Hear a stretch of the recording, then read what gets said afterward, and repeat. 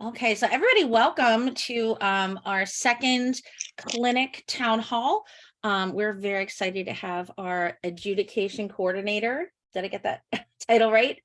Hopefully close, to join us and really talk a lot about the upstairs captions. That was the most requested topic when we did our survey a few months ago.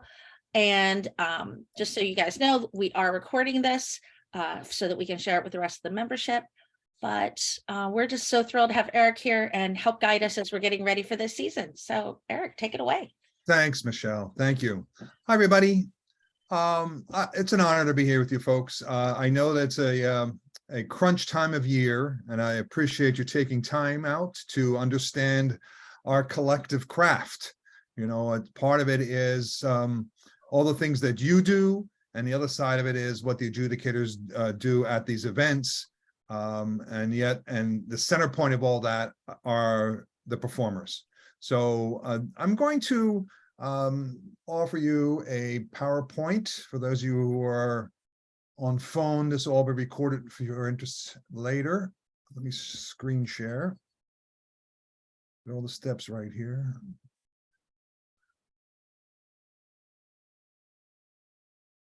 Okay, are we okay with that, Michelle?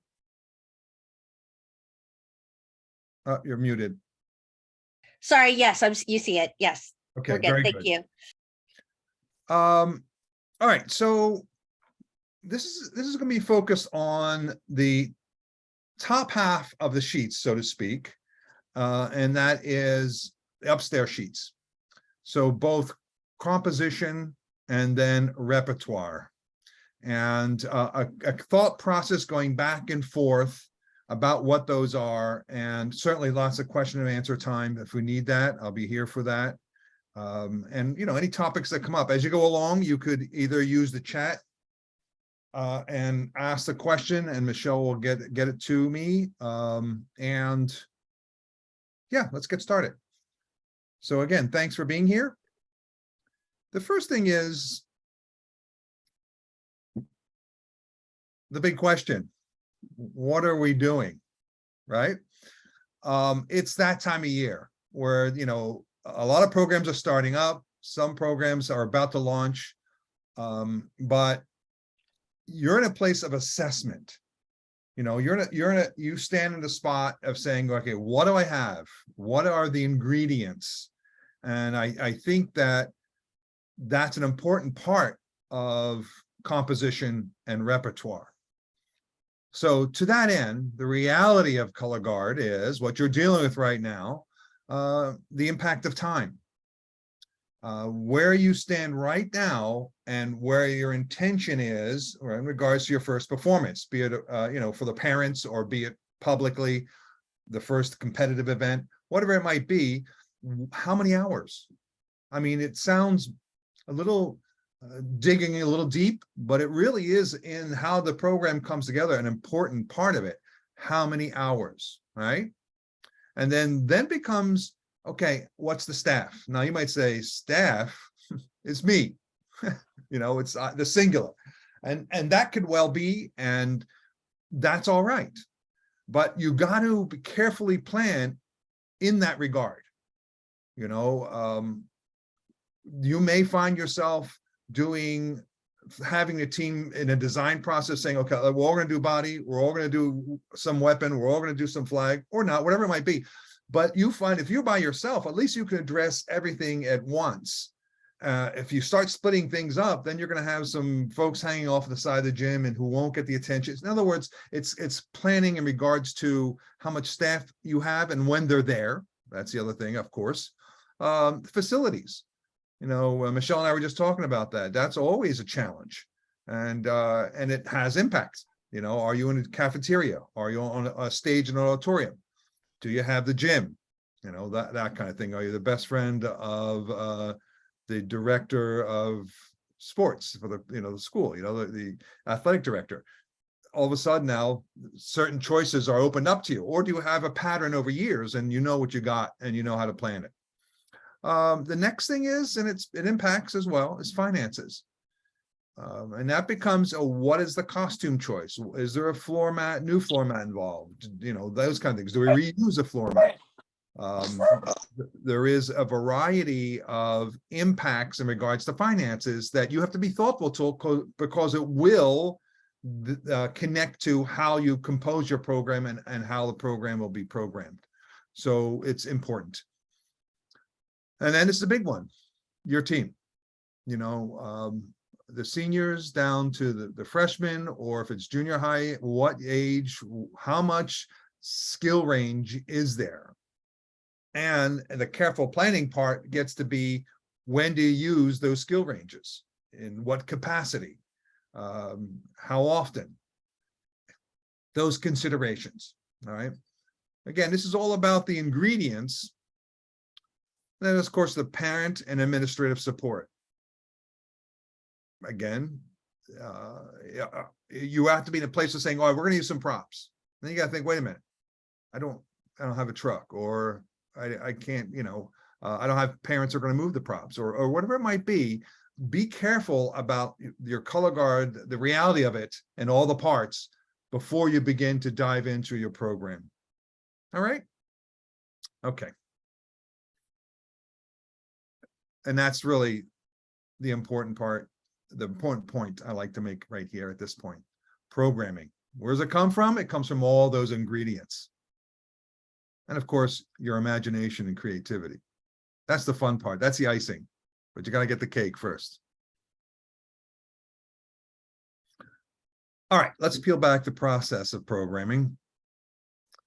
How many performers and at what skill level? You know, now you got to be in this place of, okay, I have 5 performers. I have 20 performers. And again, as I mentioned earlier, you got to figure out where they're at on the scale of what are they bringing.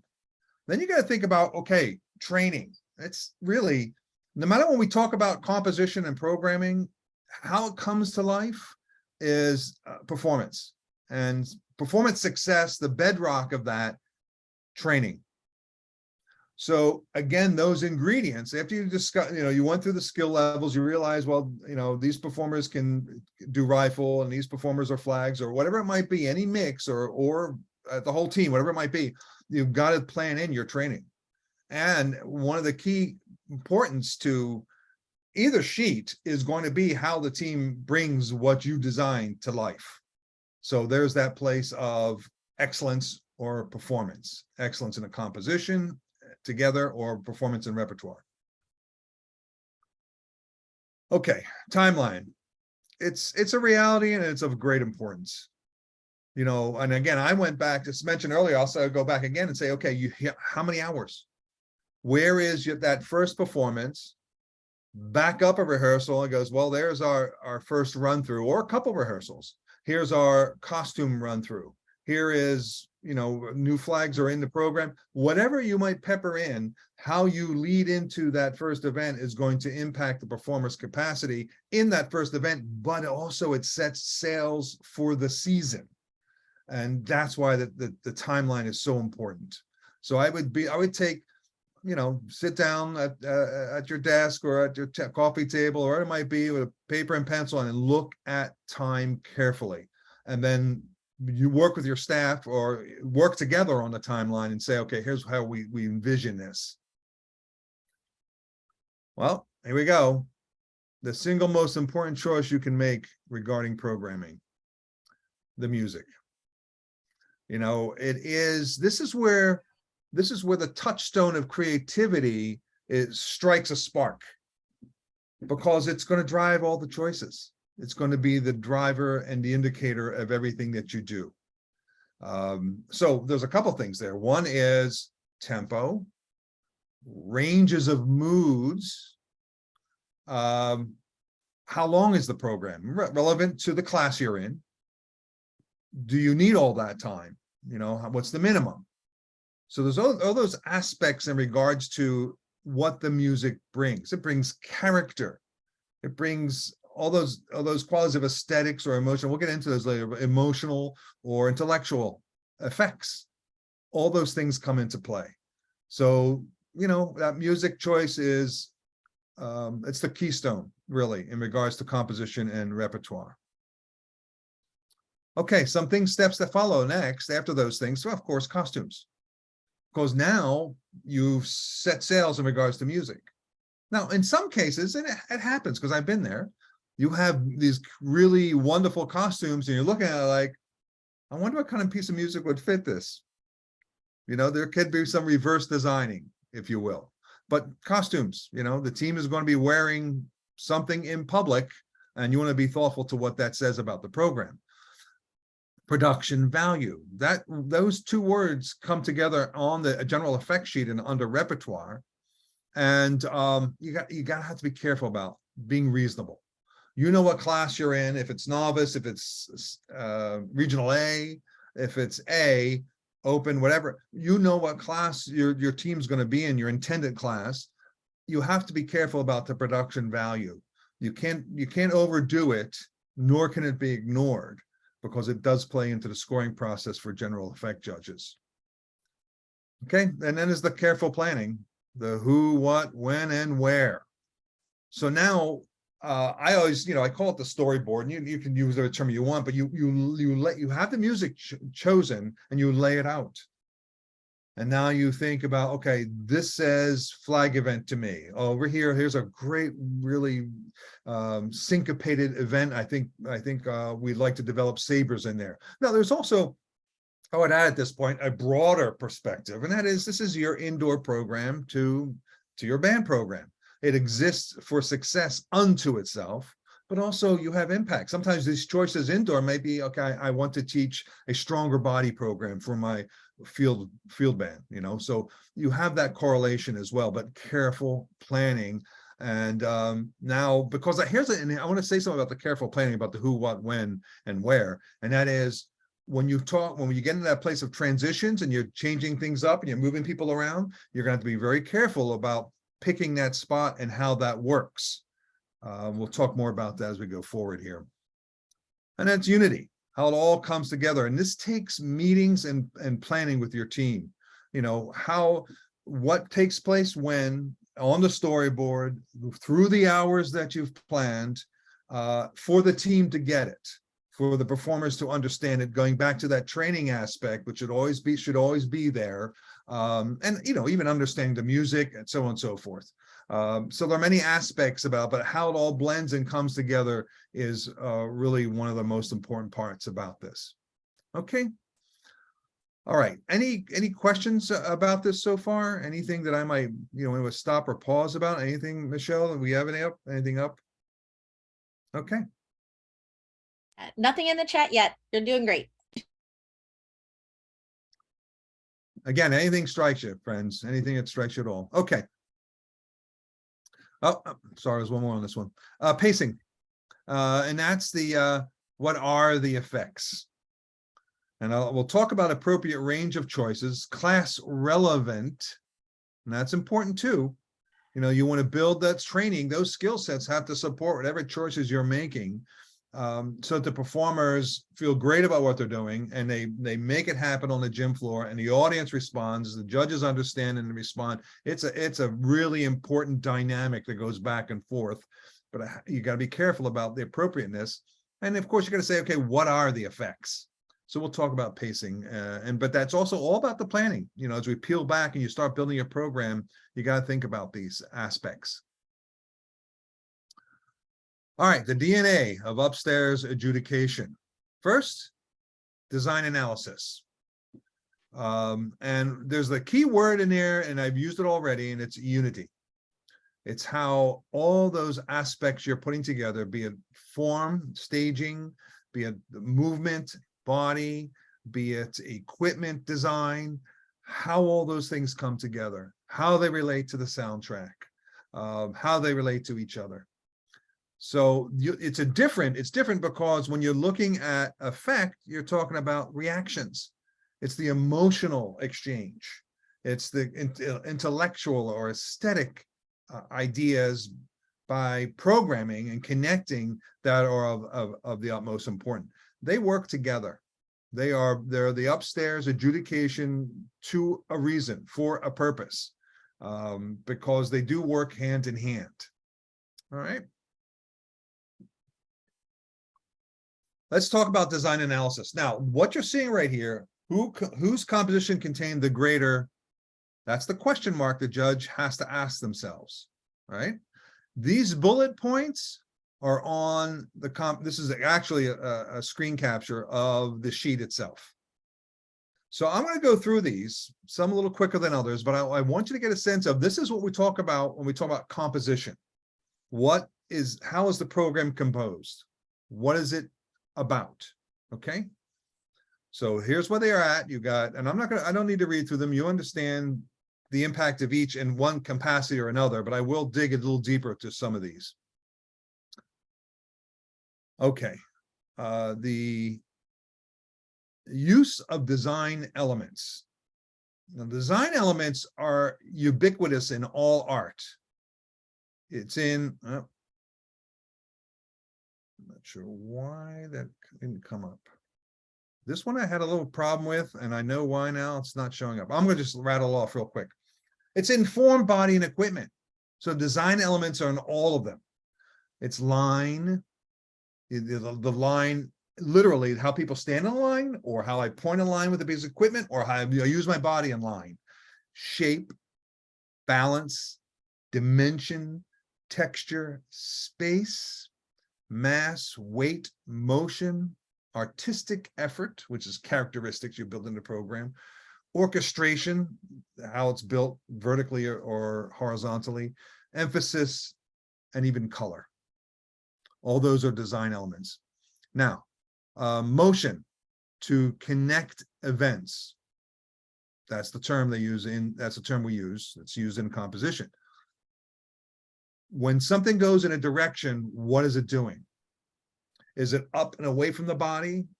Is it lower? Is it in the middle? Where is the equipment? Where is the motion on the floor? Because that arrow means something happening. All right. Does the motion pull things away? And again, the question would be, well, where's the emphasis? If everything leaves the floor all at once, is there something in the center? Perhaps, then it's an emphasis and it's weighted. Carved, that could be a soft body action. That could be something that's carved in space. That's motion. The opposite of going the up is the down, going to the back of the stage is the front of the stage, whatever that might be. And then there's how you pull weight apart. And again, it's like a saber, we usually refer to as a positive space event because it's tight to the body. It spins, it has releases, and you can get airspace with sabers, but how do you move the body left or right from that center? Those kind of aspects. Motion, a soft cut around a corner versus a hard cut around a corner. All that plays into motion. Now, motion is probably one of the most important design elements you'll have to deal with, right? And it connects all things. I say it connects events, but it connects any phrasing of equipment writing, any body effort, the blending of all the parts within it, the blending of that part unto itself with other qualities on the stage. And there's that word unity. If there's a flag event, if you're looking at me right now, there's a flag event in front of you, then we're not making eye contact. What you have is a line of sight issue. So you got to be careful what motion does on the stage. A big one for this one, and something they all need to be careful about, is the turn and run for the equipment change. Equipment changes are actually in the consideration and composition. All right. And I'll get to that in a second. Okay. Then the next one is orchestration. Now, I put this piece of music here to give you a sense of how orchestration works. And this is just an example, but the idea is that it has through time, and that's how things connect. How does that body effort move into that equipment event? How does that staged rifle moment move through the stage into the next idea? There's this idea of things moving through space and time, and how they relate is orchestration. And we refer to that as the horizontal orchestration. On the other side of that is it's layered. Now there's aspects about how that body effort with equipment now is an enriched event. That does the body effort connect with the equipment effort, or are they separate? And if they're separate, is there two musical ideas to make sense of that separation? But the layering, you get in that place of how to connect the ideas in a given moment. How do these notes relate? How do these notes relate this way? You have this place of orchestration, and you'll hear that a lot. And it means these two parts. And you should be in a position to ask any adjudicator to clarify if you have a question about orchestration, or if they're missing something, or if they say there's an issue, you should understand where that come from. Okay.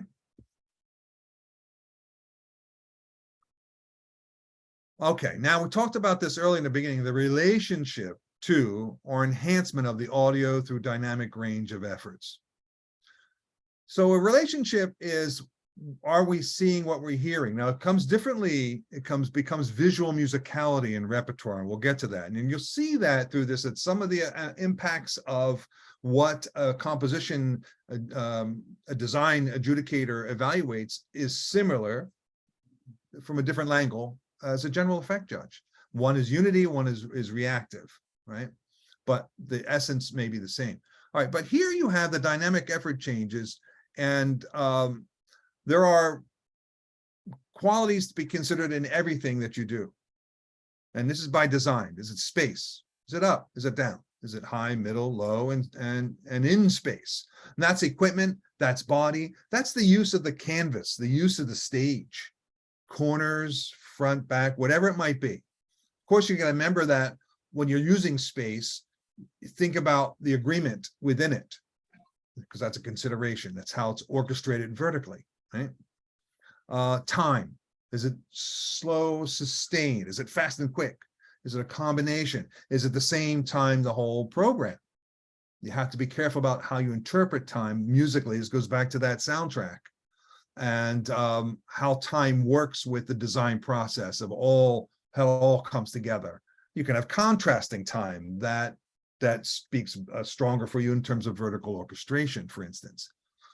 Weight, is it soft? Is it, light, pretty, airy, or is it hard, forceful, direct, sharp, rhythmic? When the audience, when the adjudicators hear the music that you've chosen for these performers, we're looking for correlation, and it can be done through one of these aspects. And then flow, again, in that place of flow gets to be a little more in depth, but it's free, open, or bound and restrictive. And these dynamic effort qualities are very much present in all aspects of movement art. If you see a ballet or a performing dance ensemble or whatever it might be, these are always present, and there are considerations. Okay, design choices there's 4 major parts here: imagination and inventive use. And that could be use of form, use of equipment, use of body, imagination and inventive. Now, there's a relative difference there, but it's an aspect in which a judge has to consider. Be realistic, because again, when we're looking at novice and regional A, we're looking at foundational, and these are not so prevalent. All right. In fact, imagination and inventive use is not even in novice. Variety.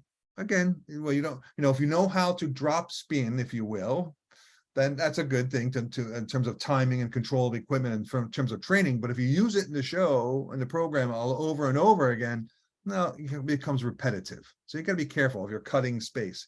Just be thoughtful to it. That's all. It doesn't need to be a major impact point. Like, oh my gosh, I got to change that because it looks like this. No, be reasonable.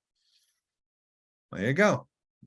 Design choices through transition and equipment changes.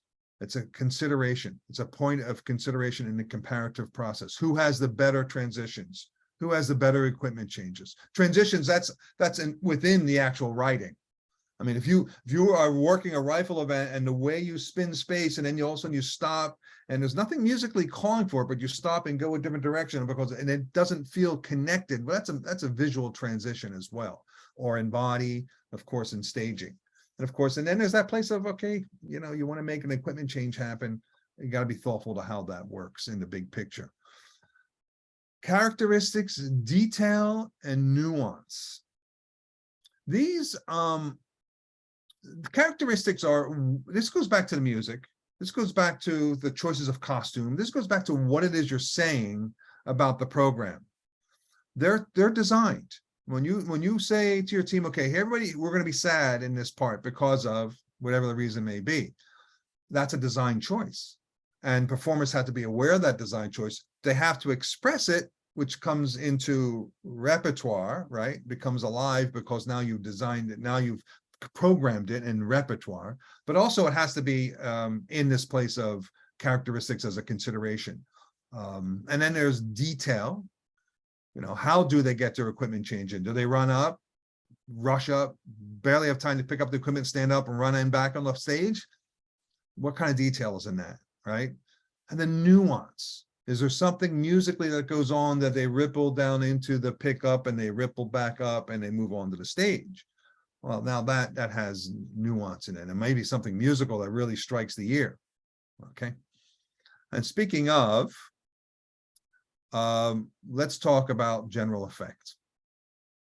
Because now we talked about the music, and we talked about, and again, this is exactly from the sheet. It's exactly what an adjudicator will consider. You know what? I'm going to pause for a moment. Let me take a moment here, because we just plowed through a lot in regards to design, in regards to composition and design analysis. Are there any questions? Is there anything I can answer at this moment to that caption? I'll back up a minute. We'll hold off. I have a question. One thing that you talk about unity in design that we always run into, and sometimes we're really good at it and sometimes we're not good at it, and I'm not even sure why, is those multiple events. You have a flag line doing a moment, you have maybe a rifle line doing a moment, and you're trying to keep them connected, but maybe this group is performing to like a certain line of music and this is performing to a different part of the soundtrack. And just trying to make sure that we're keeping that unity, but also allowing for uniqueness in that multiple focus moment. Well, that's a great question. I think the first thing is you invested on a key point, and that is it calls for it musically. Sometimes people get lost and they just say, okay, let's flags do this and rifles do that, and okay, let's go. And there's no relationship. So you invest in the unity when you begin to look at different musical lines. Now, it could be the same musical line too, but now the question is, what is the relationship? If and it's one of these things where, you know, it's apparent to an adjudicator if by design there's a lack of, in effect would be a coordination, right? But or in regards to design, it'd be unity. Because if the flag event is doing something, maybe they're doing something in the air, and meanwhile, so are the weapons, so are the rifles. So now you have two events and they're occupying the same space.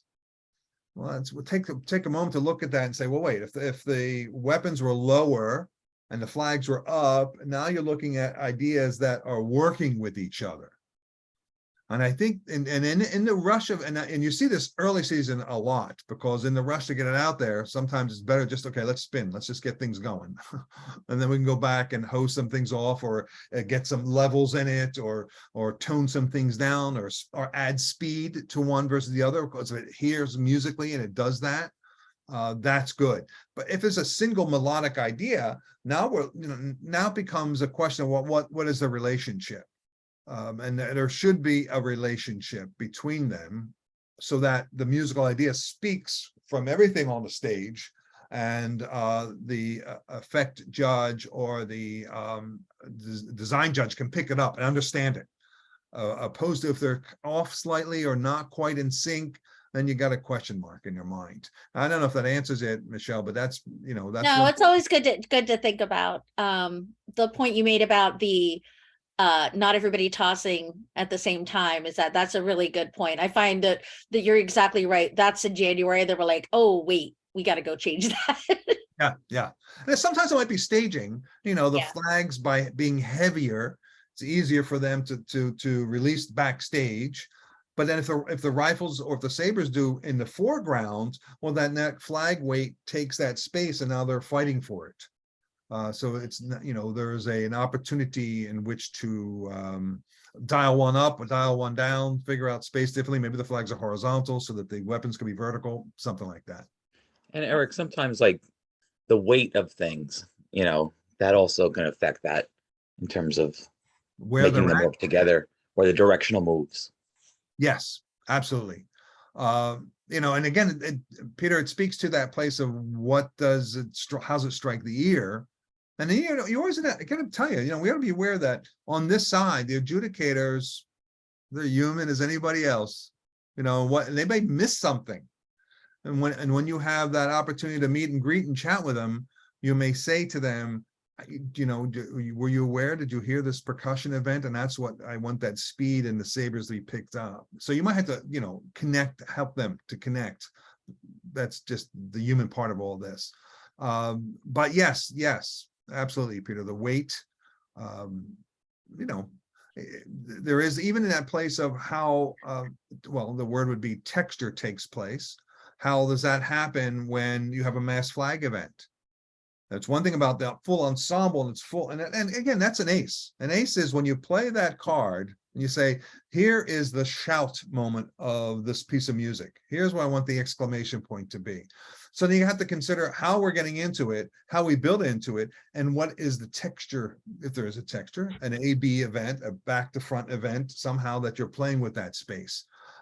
So that when the shout comes musically, it locks in, and then it creates emotion. And then it creates a connection to the audience as well. But that's a very good point. Okay. Let's roll into effect. I kept this broad because I think effect is one of those ideas. I did want to make a point about when you're looking at an effect in the program, what are the effects, repertoire, who has the greater, that's what the judge is going to consider, concept, production values, contouring, pacing, effective design. And now, if I would go back to, if you lock in some of the structural ideas in design, they'll be effective. So it goes hand in hand in many occasions. We'll talk about aesthetic, emotional, and intellectual. And then there's the visual musicality, the mood, and those things also play big into contouring and pacing. Okay. Concept and production value. When we began this conversation way back, we talked about the investment in the music. Well, there's where the program concept comes to life, and some production value. I'll use Michelle since she's present. Last year, you made a production value investment to say, okay, it's going to be, a thieves or a robbing, an idea that it's going to be these buildings. And I remember I saw you, gosh, my goodness, it was way in early January. Right? Preview show. Yeah. And we talked about what the impact of that was going to be. And there's some inherent challenges, but you stuck with it. You knew you had to, you invested it because the music was going to be what it's going to be. And so the boat, when you talk about music and putting the program together, the concept and production value, that has sails on it and it's leaving the dock. It guides everything. Like we had to sacrifice length of phrase because of the music we chose and the way we chose to interpret all these little motifs that were in the music and because the music didn't have long phrases, we sacrificed length of phrase and hoped that other things we were doing would kind of make up for that deficit. Right. In that place of orchestration and orchestrating an idea through time, that's where those props played in big, because you had to, there was no banning them. They weren't just going away, right? Music, I mean, I'll use my friend Peter, and you're the iconic piece of music that aesthetically draws people in to a program. That's a choice that you make. As Michelle and I were talking earlier, you could be in your car driving somewhere on vacation. It's like, that strikes me. This could be this, and it could do that, and you live with it, and you carry it, and you bring it to the staff, and maybe it goes well, maybe it doesn't. But there's certain aspects about what music does, what it means to our activity are essential. Any other thoughts about program concepts or production value? Anybody would like to add? Well, one thing about production value, I've seen some really great shows, but the staging doesn't quite work, or it's not done to the level that makes it be a stronger production. Yeah. I don't know if that makes sense. No, it does. And I find, I'll throw this in there. I find people commit to a floor mat and design a floor, and then it has a relevance to the program, one way or another. Or they commit to something because they bought it from some other place and they put on the floor, and the music and the floor mat, they don't match. Or there's a basic concept on the floor mat that is not relevant to how the program is placed on the stage. There is that place of, what does that production value or the concept impact to those choices that you have to be thoughtful to. And again, funny, I keep going back to the same thing because I knew we would, and that is music. What are you doing with it? Yeah. When it comes to the scenery and the sets and stuff like that, we've been in both situations where, in the early years, we had to make our own stuff. And sometimes I've seen some great shows that the kids are real super talented, but then the props maybe not painted to the level of the show of the kids. And that does affect production value. It does, but I'll tell you what, it becomes less of an impact for the younger teams. There's that place of novice and regional A where we're looking for, as we all are, our community to grow. And in that, where the novice are moving into regional A, where the regional A moving into scholastic A, and how that continuum works is very relevant to all things in equipment, movement, effect, design. And it has to be thoughtful. People have to be thoughtful to that, because you're right, Peter. We're not, it cannot be an arms race. It's not about that. We're more about, and to your point, sometimes it's, it's something done in an auditorium and built and put together. And okay, I get it. It's a tree. You're in a forest. I didn't have to pay $10,000 to have trees bought from a New York production. We have to do with what we have. As you get into the bigger upper ranges, well, now that becomes a bit more, has more impact. Let's just say that. Okay, the next one. The dramatic contour and pacing of planned effects. Well, in this one, now we're talking about that place of, and this is music. It's your choices as well. So the musical idea is to stay. Now, you're looking at somewhere between a 3 and a 5 minute program. You're going to have to be careful about how's it feel? How's it feel for how long? How much interest can I draw? How much weight am I going to put on the shoulders of those rifles to sustain effect over how long? Because then it can become, let's say, stagnant. Then it could be in a place of, well, I'm not sure. Now that you got to be careful about what the music is doing and where that's taking you, because you really need to understand the pacing of that. And sometimes it takes editing music, and well, I dare say we have enough of the apps about that these days that it's not that hard to do. But you're going to have to be thoughtful to what is the pacing, and then contouring. I mean, if it's all driving fast after about 1.5 to 2 minutes in it, fast, you're like, and now with all that speed comes all that extra struggle. Now, in some areas, you'll get more credit. Yeah, you will. But in the place of effect, you are not drawing an audience in and out of your program. And that has to be something you have to be thoughtful to. So the contouring, in other words, how we get into and out of major effects, and then the pacing, how many of those major effects exist, where do they exist?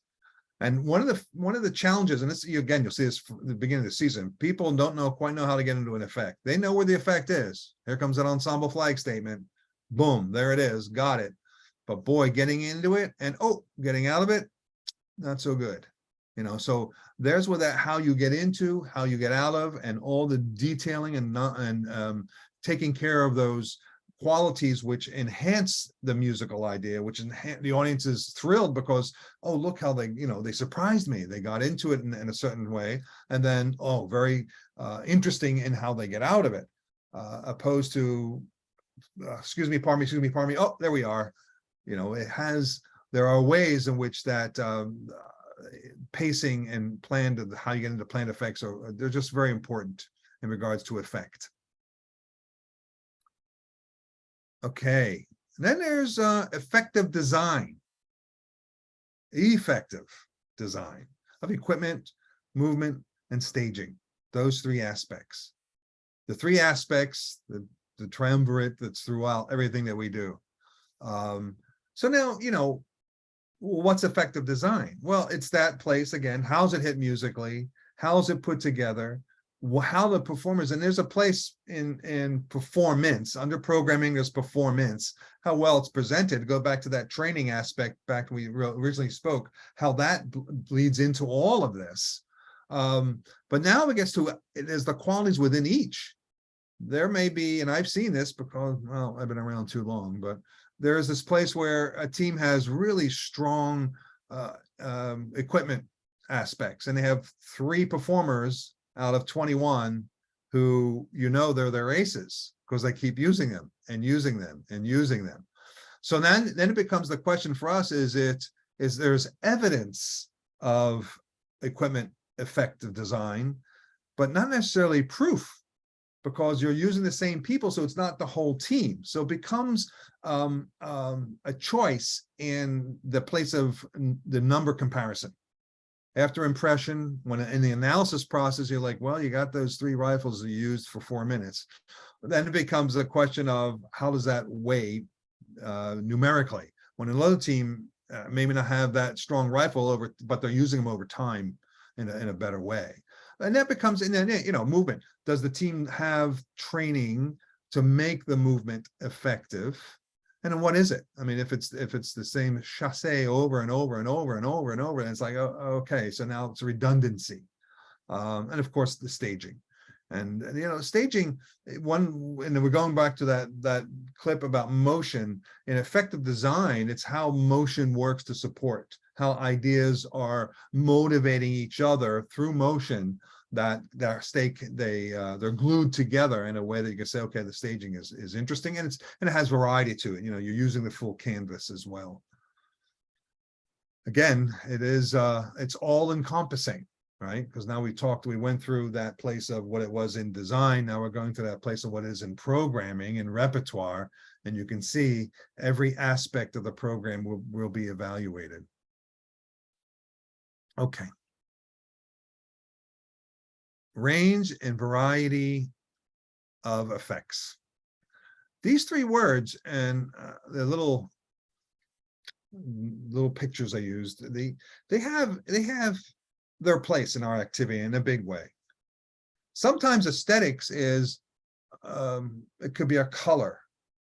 It could be the soundtrack giving a heartbeat, and you're seeing red, and all of a sudden you're like, oh, I get it.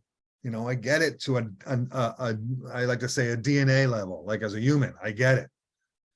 Then you see the grand pause and the Romeo and Juliet moment, if you will, and it's emotional. Then you get that, and then you hear maybe a Shakespeare quote, and you're saying, oh, well, now you hit the trifecta. It's intellectual. So in many back to that contouring and pacing, you have these choices. You have these aspects. Again, it speaks to how the program is built in regards to the audio and what that draws out. I dare say, my friends in Novice and Regional A, that you want to keep it basic. You know, you want to just, what is the emotion? Okay, you might have some aesthetics. The intellectual doesn't always have to, you know, it's not most times it doesn't even need to be an aspect. It can be, not that you need to run away from it, but it's how the team performs well together. And you know, you get emotion out of that, at particularly the age range, or they're new onto the floor, whatever it might be. So, you know, these are considerations, the range of them, how they're put into the program, and the variety of them. If you're always aesthetic, or if you're always one of these over the other two, well, then there's redundancy, and you have to be careful about that. Thoughts about this? Anything? Okay. I actually do have a quick question. You were able to summarize design in one word. You used unity. If you were to try to boil effects down to one word, what would it be? Reaction. Okay, I love that. Thank you. Yeah. Yeah. It really, that's what you're trying to do to an audience, to adjudicators. It's that it has that impact. Yeah. Good question, Josiah. Okay. Then the other one that is, we actually hit this before, and it's now it's visual musicality and mood. So, and of course, if you notice the sheet music on the slide, that's an aesthetic. So we get to this place of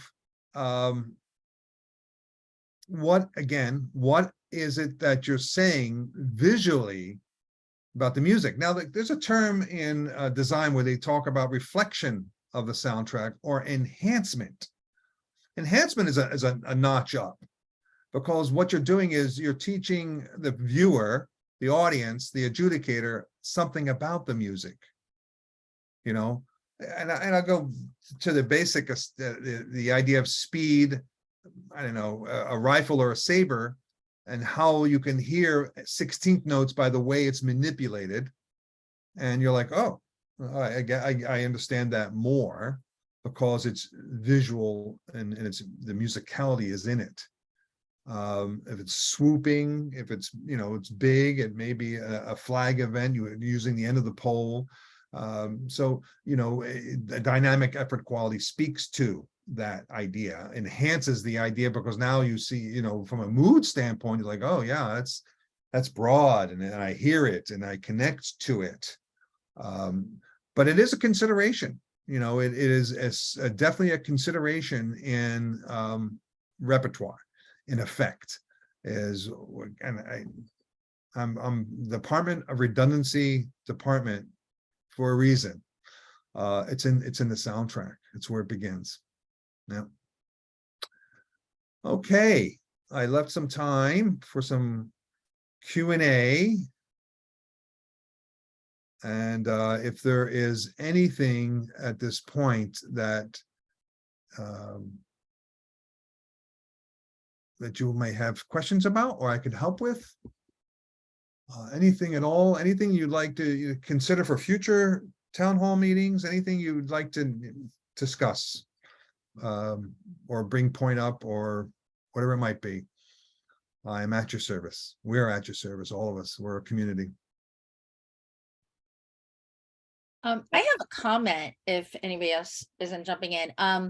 One thing I've noticed the past couple of years with the adjudicators is a lot more noticing a visual musicality, and I see that as a positive. I feel like there was a time when we didn't get as much feedback on that, and I think it's very interesting that that was really such a core of what you presented here today. And I've noticed the past couple of years that adjudicators are really noticing that and giving credit for that a lot more than I think they had maybe like 5-6 years ago. So I think that's really great.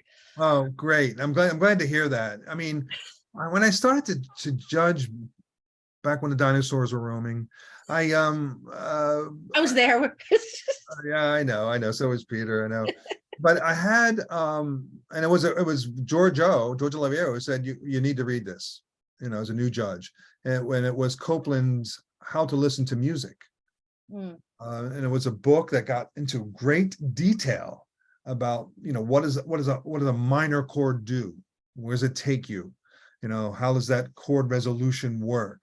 I mean, I played music when I was in drum corps. Well, I guess they called play. It was just bigger, how to press buttons. But but as a designer, through years and years, there was such an essential part of understanding what we do. Rhythm, syncopation, meter. There is so much about what a soundtrack can do and what we understand about it. So I really try to emphasize that to the adjudicators that, they have to, and essentially it's empathetic. They've got to be in your shoes as designers, and and it's not about. And here's the thing: everybody's got to realize this. Nobody's going to say to you, hey, no. You got to change the whole soundtrack. They might say to you, there's some concerns. There might be some questions. I don't quite understand where you're going with this. I know they're I would say even light in their interpretation because they know you've launched the boat.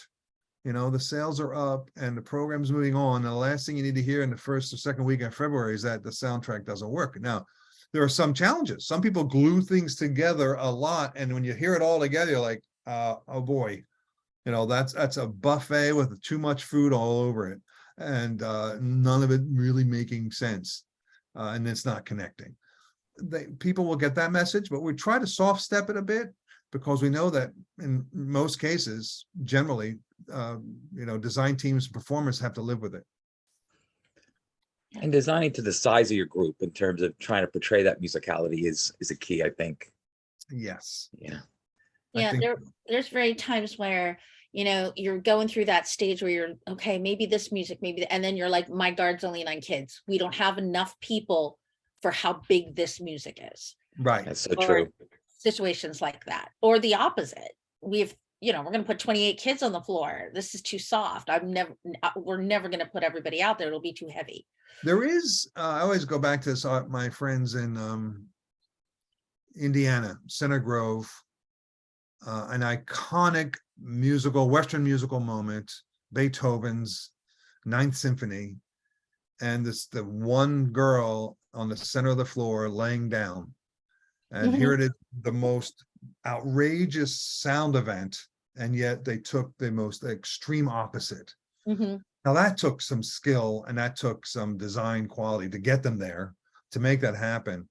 And then the other one was, again, I'm just bringing out examples, but another one was, there was a team, Suburbanettes from Maine, and they did music from Vivaldi, the Seasons. They're very stringy, and yet they had these benches and they were leather and they were chewing gum and they were just, again, visually the complete opposite.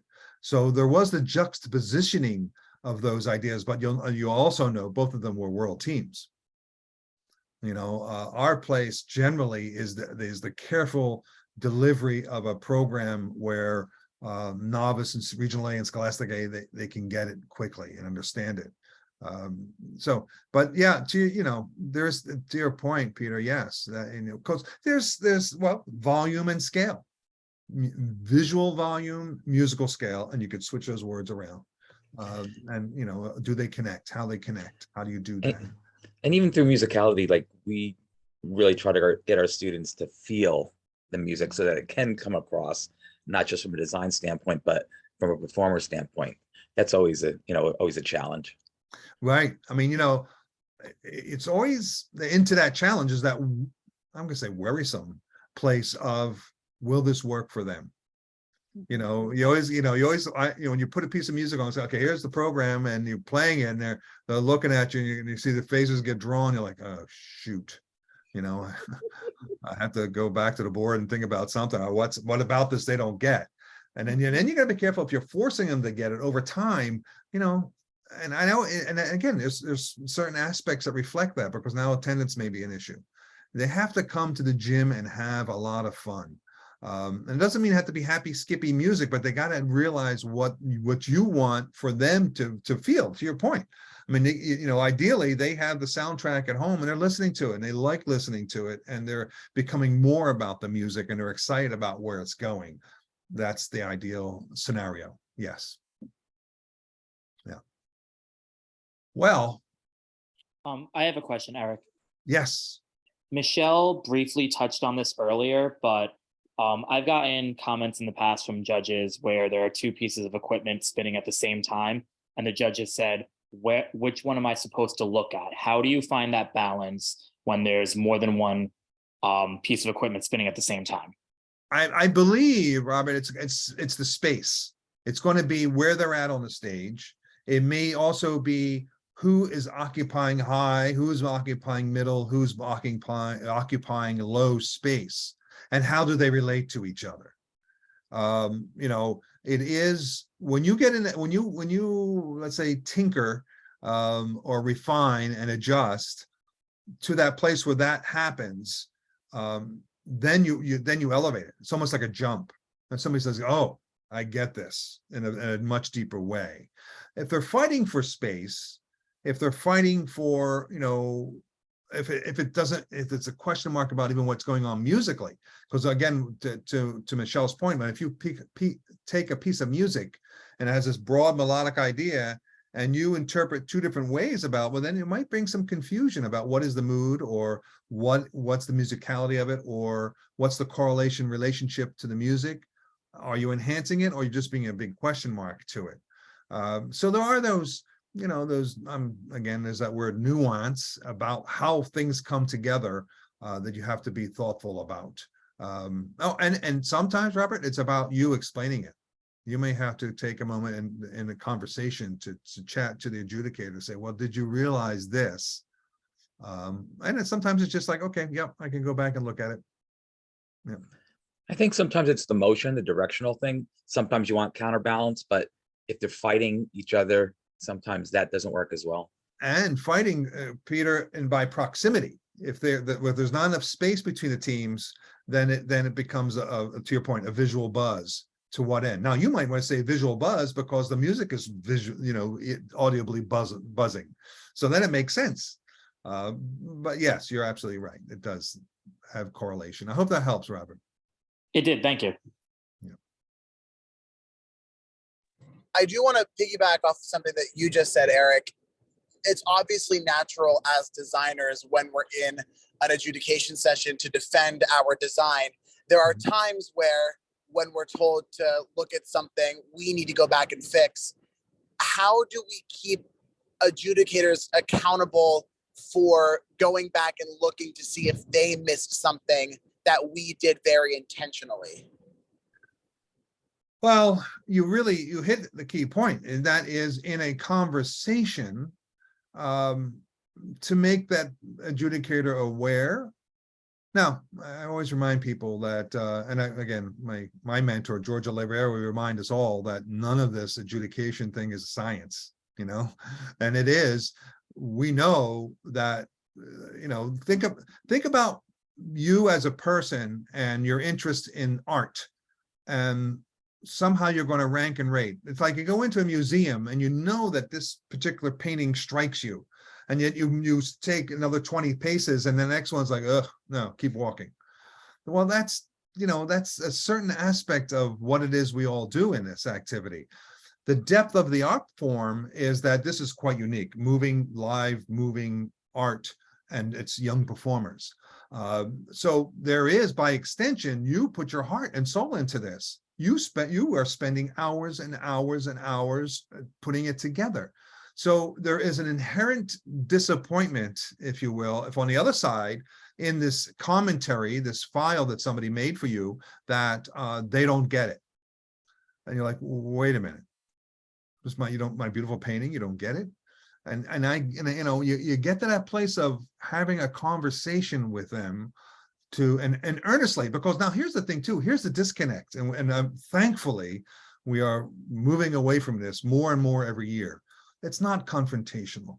It cannot be, you know what you missed. You didn't get this, you didn't get that. What are you doing? What are you thinking about?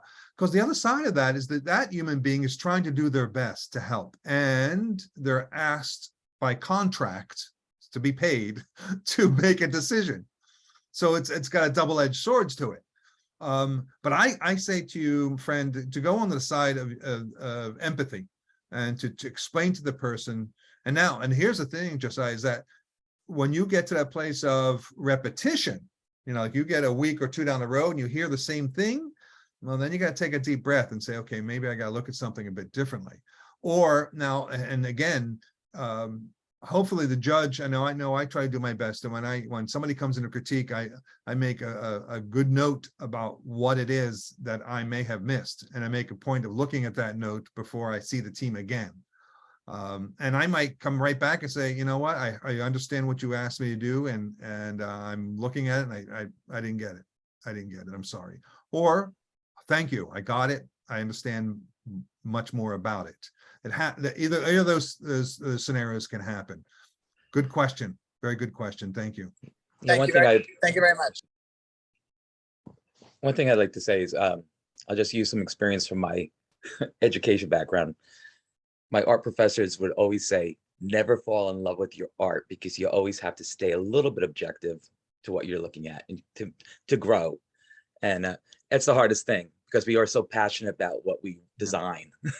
So sometimes you got to step back and be like, okay, is there something I can modify? Yeah, those are wise words, Peter. Thank you. Thank you. And I know we could probably talk about this for longer, but our time is up. And I would like to finish with Peter's wise words and Michelle's direction. Thank you both. Thank you, everybody, for being on. I hope it's been helpful. And again, it's a community effort. I think that's the bottom line, is really about everybody supporting each other. Yeah. So everybody, thank you so much for coming and participating. Great questions. We wish from Maine, and I'm sure from US bands as well, we wish everybody safe and happy holidays and good luck with all of the work. And we can't wait to see what everybody puts on the floor in 2023. So thank you again, everybody, for coming, and take care. Happy holidays and a happy new year. Okay, I'm going to go ahead and stop recording.